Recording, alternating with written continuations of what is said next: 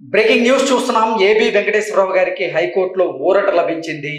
ఆంధ్రప్రదేశ్ ప్రభుత్వం ఏబి వెంకటేశ్వరరావు గారి మీద కక్ష సాధిస్తూ ఆయన్ని సస్పెండ్ చేసినటువంటి నేపథ్యంలో ఏబి వెంకటేశ్వరరావు గారు క్యాట్ని ఆశ్రయించడం, క్యాట్ కొన్ని ఉత్తర్వులు జారీ చేసినటువంటి నేపథ్యంలో క్యాట్ ఉత్తర్వులను మీద ఆంధ్రప్రదేశ్ ప్రభుత్వం హైకోర్టుని ఆశ్రయించింది. అయితే క్యాట్ ఉత్తర్వులు ఏవైతే ఉన్నాయో వాటిని పాటించాల్సిందిగా హైకోర్టు కూడా కొన్ని ఆదేశాలు జారీ చేసినటువంటి నేపథ్యంలో ఈ అంశం మీద మనతో మాట్లాడేందుకు జై భారత నేషనల్ పార్టీ అధికార ప్రతినిధి చిరంజీవి నాయక్ గారు మనతో ఉన్నారు. ఆయనతో మాట్లాడదాం. చిరంజీవి గారు హాయ్ అండి. హాయ్, జై భారత్ అండి. ఏబి వెంకటేశ్వరరావు గారి మీద ఆంధ్రప్రదేశ్ ప్రభుత్వం కక్ష సాధిస్తూ ఉందని, ఆయన్ని కావాలని సస్పెండ్ చేసింది అనే ఉద్దేశంతో ఆయన కూడా క్యాట్ని ఆశ్రయించారు. క్యాట్ కూడా ఆయనకు అనుగుణంగా కొన్ని ఉత్తర్వులు జారీ చేసింది. అతన్ని మళ్ళీ సర్వీసులోకి తీసుకోవాలని, అతనికి జీతభత్యాలు తిరిగి ఇచ్చేయాలి ఈ 2 సంవత్సరాల పాటుగా అంటూ కూడా కొన్ని ఉత్తర్వులు ఇచ్చిన నేపథ్యంలో వాటిని సవాల్ చేస్తూ ఆంధ్రప్రదేశ్ ప్రభుత్వం హైకోర్టును ఆశ్రయిస్తే హైకోర్టులో కూడా ఏబి వెంకటేశ్వరరావు గారికి అయితే ఊరట లభించడం జరిగింది. సో దీని మీద మీ విశ్లేషణ ఏంటి? అంటే వదలండి, మీరు ఏబి వెంకటేశ్వర గారు సీనియర్ ఐపీఎస్ ఆఫీసర్, రేపు రిటైర్ అవబోతున్నారు. అంటే జగన్మోహన్ రెడ్డి అపోజిట్ రాష్ట్రం విడిపోయిన తర్వాత, ఆంధ్రప్రదేశ్ తెలంగాణ విడిపోయిన తర్వాత ఆయన చంద్రబాబు గారు టెన్యూర్లో ఇంటెలిజెన్స్ లో పనిచేశారు. ఇంటెలిజెన్స్ లో పనిచేసినప్పుడు ఏంటంటే జగన్మోహన్ రెడ్డి గారికి ఉన్న ఒక అపవాదం అనుకోండి, లేకపోతే ప్రెసిడెన్షియల్ నోషన్ ఏదన్నా ఉండివ్వండి, చంద్రబాబు నాయుడు గారికి అనుకూలంగా పనిచేసి ఇంటెలిజెన్స్ లో ఉండి వైసీపీని బాగా డ్యామేజ్ చేసే దాంట్లో ఏబి వెంకటేశ్వరరావు గారు ప్రధాన పాత్ర పోషించారని ఒక ప్రెసిడెన్షియల్ నోషన్ లోకి వెళ్ళిపోయిన పవర్ లోకి వచ్చిన తర్వాత ఇతని మీద ఒక కక్ష సాధింపు చర్యలు డే 1 నుంచి మొదలు పెట్టారు. అంటే కొంతమంది ముందే చెప్పారు, చంద్రబాబు నాయుడు గారు అధికారంలో ఉన్నప్పుడు సొంత సామాజిక వర్గానికి సంబంధించిన ఐఏఎస్ లను ఐపీఎస్ లను ప్రధాన కీ పొజిషన్స్ లో కూర్చోబెట్టి వాళ్ళ ద్వారా వైసీపీని న్యూట్రలైజ్ చేసే ప్రయత్నం చేశారు. మేము పవర్ లోకి వచ్చిన తర్వాత ఎట్టిపెట్లో వాళ్ళని వదిలేదు లేదని 2019 ఎన్నికలకు ముందే చెప్పారు జగన్మోహన్ రెడ్డి గారు. వచ్చిన తర్వాత ప్రధానంగా ఏబి వెంకటేశ్వరరావు గారి మీద అయితే ఆయన ఉక్కుపాదం మోపి ఆల్మోస్ట్ విచ్ హంటింగ్ 5 years గా ఇతన్ని పెట్టని ఇబ్బంది అంటూ లేదు వెంకటేశ్వరరావు గారిని. ఇప్పుడు మనం ఇక్కడ వెంకటేశ్వరరావు గారిని ఒక సామాజిక వర్గం పరంగా కాకుండా జగన్మోహన్ రెడ్డి గారు ఒక ఐపీఎస్ ఆఫీసర్, ఇంటెలిజెన్స్ లో పనిచేసిన ఆఫీసర్ గా చూస్తే బాగుండేది. ఇప్పుడు వెంకటేశ్వరరావు గారి ప్లేస్ లో ఇంకోళ్ళు చేసి ఉంటే ఇంకోళ్ళు ఉన్నా అదే చేస్తారు. అది కదా, ఇప్పుడు వెంకటేశ్వరరావు గారు ఎఫిషియన్సీని చూసి చంద్రబాబు నాయుడు గారు ఆ టైంలో అతను ఇంటెలిజెన్స్ బాస్ గా పెట్టారు. ఆయనకి ఇచ్చిన గవర్నమెంట్ ఆయనకి ఇచ్చిన టాస్క్ ని ఇంటెలిజెన్స్ ప్రాపర్ గా జాగ్రత్త చేసి మేబీ చంద్రబాబు గారికి ఇచ్చి ఉంటారు. దానివల్ల జగన్మోహన్ రెడ్డి గారికి డ్యామేజ్ జరిగి ఉండొచ్చు. ఆయన తప్పు చేస్తేనే ఆ ఇంటెలిజెన్స్ జగన్మోహన్ రెడ్డి గారికి రిలేటెడ్, ఆ పార్టీకి రిలేటెడ్ ఇన్ఫర్మేషన్ ఇంటెలిజెన్స్ గ్యాదర్ చేసి గవర్నమెంట్, ఇంటెలిజెన్స్ డ్యూటీనే అది కదా, ఇంటెలిజెన్స్ గ్యాదర్ చేసి గవర్నమెంట్ కి ఇవ్వడమే కదా. అది చేస్తే దాన్ని ఈ రకంగా 5 సంవత్సరాలుగా విచ్ హంటింగ్ చేసేసి ఈ రకంగా ఒక సీనియర్ అఫీషియల్ ఇబ్బంది పెట్టడం కరెక్ట్ కాదు. అండ్ ఇలాంటి ఇబ్బందులు పెట్టేదానికి పాలకులకు కూడా ఎక్కడి నుంచి ఇలాంటి ఆలోచనలు వస్తాయంటే, ఒక బ్రూట్ మెజారిటీ వచ్చేసినప్పుడు, ఇప్పుడు 175 అసెంబ్లీ నియోజకవర్గాలు ఉన్న ఆంధ్రప్రదేశ్లో 151 స్థానాలు ఒక వ్యక్తికి, ఒక పార్టీకి ఇచ్చేస్తే ఆబ్వియస్లీ అతను డిక్టేటర్ గా మారిపోతాడు. సో ప్రజలు కూడా ఆలోచించాల్సింది ఏంటంటే, అసలు గుణగణాలు చూసి ఓటేయాల్సింది మానేసేసి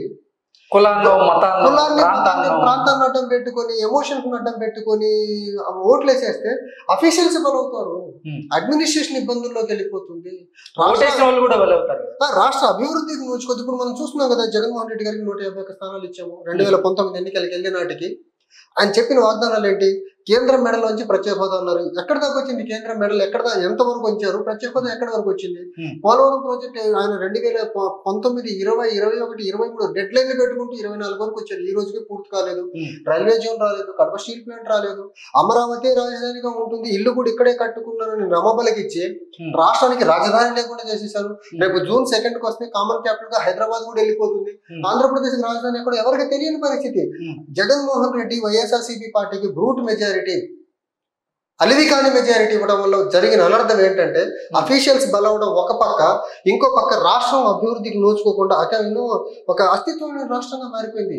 ఒక బిమారు స్టేట్స్ కంటే దారుణమైన పరిస్థితిలో ఆంధ్రప్రదేశ్ ఎకనామిక్ డెవలప్మెంట్ పరంగా ఉంది. ఆంధ్రప్రదేశ్ మనం జియో పొలిటికల్ కండిషన్స్ చూసుకుంటే 972 కిలోమీటర్స్ కోస్ట్ లైన్ ఉంది. ఒక కోస్టల్ కారిడార్ లేదు, మనకు కోస్టల్ డెవలప్మెంట్ లేదు. తర్వాత మనకు మెరైన్ ఇండస్ట్రీస్ ప్రాపర్ గా డెవలప్ అవ్వాలా, పోర్ట్లు ప్రాపర్ గా డెవలప్ అవ్వాలా. మన ఇక్కడ ఆయన ఇంటర్వ్యూలో చెప్తా ఉన్నారు, కన్స్ట్రక్షన్ జరుగుతున్నాయి పోర్టులు అంటున్నారు. ఎన్ని రోజులు జరుగుతుంది కన్స్ట్రక్షన్? ఎప్పటికి అవ్వాలి అది? మీరు కూర్చునే దానికి రాజధాని సీట్ ప్రాపర్ గా లేదు మీరు చేసిన వికృత క్రీడ వల్ల రాజధాని విషయంలో. సో బ్రూట్ మెజారిటీ ఏ పార్టీ కన్నా ఇస్తే జరిగే అనర్థం ఏంటి అనేసి జగన్మోహన్ రెడ్డి పరిపాలన 2019 నుంచి 24 వరకు చూస్తే అర్థమవుతుంది. సో ఆంధ్రప్రదేశ్ ప్రజలు క్లియర్ గా ఆలోచించాల్సిందంటే, మీకు పార్టీల మీద అమితమైన ప్రేమ ఎంతవరకు ఉందో అది పక్కన పెట్టేసేస్తే, డబ్బు కమ్ముడిపోయి ఓట్లు వేస్తే జరిగే అనర్థాలు ఇవి. ఇప్పుడు ఒక అఫీషియల్ మీద 5 సంవత్సరాలుగా ఒక కక్షపూరిత ధోరణితో ఒక పక్క క్యాట్ అతన్ని రీఇన్స్టేట్ చేయండి అని చెప్తా ఉన్నా, క్యాట్ ఆర్డర్స్ పట్టించుకొని ముఖ్యమంత్రి ఇతను. So most non democratic person, dictator obviously non democratic manner లోనే ఉంటారు కదా. హైకోర్టు నుంచి రూలింగ్ వచ్చినా పట్టించుకోరు, క్యాట్ రూలింగ్ ని పట్టించుకోరు. ఆఖరికి రిటైర్మెంట్ అయ్యే నాటికి 5 సంవత్సరాలు పాపం రిటైర్మెంట్ 5 సంవత్సరాలు అతన్ని ఆల్మోస్ట్ పని చేయించలేదండి. ఒక సీనియర్ ఐపీఎస్ ఆఫీసర్ ని 5 సంవత్సరాలు పోస్టింగ్ ఇవ్వకుండా చేశాడంటే జగన్మోహన్ రెడ్డి యొక్క మైండ్ సెట్ ని అర్థం చేసుకోండి మీరు. ఒక టెర్రర్ మైండ్ సెట్ అతనిది. ఈ రకమైన మైండ్ సెట్ తో ఒక సీనియర్ మోస్ట్ ఐపీఎస్ ఆఫీసర్ ని ప్రాపర్ గా యూజ్ చేసి గవర్నమెంట్ కి బెటర్ గా పనిచేయాల్సిన అఫీషియల్స్ ని 5 సంవత్సరాలు పోస్టింగ్ ఇవ్వలేదంటే దేనికి నిదర్శనం అది? ఇప్పుడు అసలు హైకోర్టు తీర్పు ఏంటి? హైకోర్టు ఎవరికి అనుగుణంగా తీర్పిచ్చింది? ఏపీ వెంకటేశ్వరరావు గారిని ఖచ్చితంగా రీఇన్స్టిట్యూట్ చేయాలని తీర్పిచ్చింది. క్యాట్ ఏదైతే ఏపీ వెంకటేశ్వరరావు గారికి అనుకూలంగా తన సర్వీస్ లో తీసుకోండి అని చెప్పారో, విధుల్లో తీసుకోండి అని చెప్పారో, దాన్ని హైకోర్టులో ఛాలెంజ్ చేశారు వీళ్ళు. హైకోర్టు కూడా క్యాట్ నిర్ణయానికి అనుగుణంగానే తీర్పిచ్చింది ఆ ఏపీ వెంకటేశ్వరరావు గారికి అనుగుణంగా. అట్లీస్ట్ జగన్మోహన్ రెడ్డిలో ఏమాత్రం డెమోక్రటిక్ ట్రైట్స్ ఉంటా, వైసీపీ పార్టీలో ఏమాత్రం డెమోక్రటిక్ ట్రైట్స్ ఉంటే, at least senior most IPS official కాబట్టి రిటైర్ అయ్యే ముందు ఈ రోజు కన్నా ఉత్తర్వులు ఇచ్చి అతన్ని రేపన్నా సర్వీస్ లో పోస్టింగ్ ఇచ్చేసేసి రేపు ఈవినింగ్ రిటైర్ అయ్యే సౌలభ్యం కల్పించాలి. అప్పుడు మాత్రమే ఈ పోస్టింగ్ కి ఆల్ ఇండియా సర్వీసెస్ కు విలువ ఉంటుంది. లేకపోతే జగన్మోహన్ రెడ్డి చేసిన ఈ వికృత క్రీడ ఖచ్చితంగా ఆంధ్రప్రదేశ్ చరిత్రలో ఒక డార్క్ స్ట్రెయిన్ గానే మిగిలిపోతుంది. ఓకే, మరేంటి అంటే రేపు ఆయన పదవీ విరమణ తీసుకోబోతున్నటువంటి నేపథ్యంలో ఈ రోజు అసలు ఆంధ్రప్రదేశ్ ప్రభుత్వం అతన్ని సర్వీసులోకి తీసుకునే అవకాశం ఉందా లేదా? అంటే ఇప్పుడు హైకోర్టు క్యాట్ నిర్ణయాన్ని సమర్థించింది కాబట్టి ఖచ్చితంగా ఏమాత్రం మానవతా విలువలు, ఏమాత్రం డెమోక్రటిక్ విలువలు జగన్మోహన్ రెడ్డి వైఎస్ఆర్సీపీ గవర్నమెంట్ లో ఉంటే ఖచ్చితంగా ఈ రోజు ఈవినింగ్ అతనికి పోస్టింగ్ ఆర్డర్స్ ఇవ్వాలి. ఎలాగో రేపు రిటైర్ అవుతున్నారు, అట్లీస్ట్ రిటైర్మెంట్ అయ్యే టైంలో అన్నా అట్లీస్ట్ సర్వీస్ చేశారు కదా రాష్ట్రానికి, దేశానికి ఐపీఎస్ గా ఉండి గౌరవప్రదంగా రిటైర్ అవ్వనివ్వండి. మీరు రాజకీయం ఉంటే చంద్రబాబు గారితో చూసుకోండి. జగన్మోహన్ రెడ్డి గారు ఎవరితో చూసుకోవాలి? రాజకీయంగా చంద్రబాబుతో చూసుకోవాలి. అఫీషియల్స్ తో ఏం చేస్తారన్న? ప్రభుత్వ ఉద్యోగులు ఏంటి? ప్రభుత్వం చెప్పిన పని చేసే వాళ్ళే ఉద్యోగులు కదా. మీకు ఏదన్నా తేల్చుకోవాలనుకుంటే జగన్మోహన్ రెడ్డి గారు చంద్రబాబు గారితో తెలుసుకోవాలి, చంద్రబాబు గారు జగన్మోహన్ రెడ్డితో తెలుసుకోవాలి. మధ్యలో ఉద్యోగుల్ని నిలిపేయడం ఏంటి? ఉద్యోగుల మీద కక్ష తీర్చుకోవడం ఏంటి అసలు? సాధారణంగా ఏపీ వెంకటేశ్వరరావు గారి పదవీ కాలం రేపటితో పూర్తి కాబోతుంది. అయితే ఇప్పుడు కోర్టు తీర్పిచ్చినటువంటి నేపథ్యంలో ఈ 5 సంవత్సరాల పదవీ కాలాన్ని మళ్ళీ పొడిగించేటువంటి అవకాశం ఏదైనా ఉందా? వెసులుబాటు ఏదైనా ఉందా? పదవిని ఎలాగో పొడిగించలేదు. ఎందుకంటే రిటైర్మెంట్ ఏజ్ వచ్చిందంటే ఆబ్వియస్ గా రిటైర్ అవ్వాల్సిందే.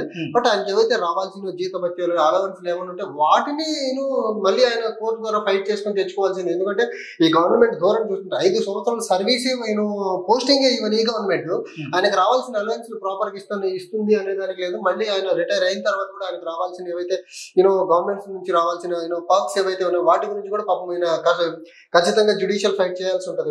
ఆయన సస్పెండ్ అయిన తర్వాత రోజు నుంచి ఆయనకి ఏదైతే జీతభత్యాలు రావాల్సి ఉందో అవంతా కూడా ఇమీడియట్ గా క్లియర్ చేయండి అంటూ అటు క్యాట్, ఇప్పుడు హైకోర్టు కూడా కొన్ని ఉత్తర్వులు జారీ చేసినటువంటి నేపథ్యంలో ఆయనకి అవన్నీ కూడా క్లియర్ చేసేటువంటి అవకాశం ఉంటుంది కదా. అంటే ఒకటండి, ఇప్పుడు జనరల్ గా రూలింగ్, హైకోర్టు రూలింగ్ అని క్యాట్ రూలింగ్ జనరల్ గా గవర్నమెంట్స్ యాక్సెప్ట్ చేస్తాయి, తదనుగుణంగానే ఆర్డర్స్ ఇచ్చేస్తాయి, డ్యూస్ ఏమైనా క్లియర్ చేసేస్తాయి. కానీ ఇక్కడ కూర్చున్న వ్యక్తి నాన్ డెమోక్రటిక్ పర్సన్ కదా. సో ఆయన హైకోర్టు జడ్జీలు ఫోనే ట్యాపింగ్ చేసే స్టేజ్ కి వెళ్ళిన వ్యక్తి హైకోర్టు రూలింగ్ ని యాక్సెప్ట్ చేస్తారనే నమ్మకం అయితే నాకైతే కనపడట్లేదు.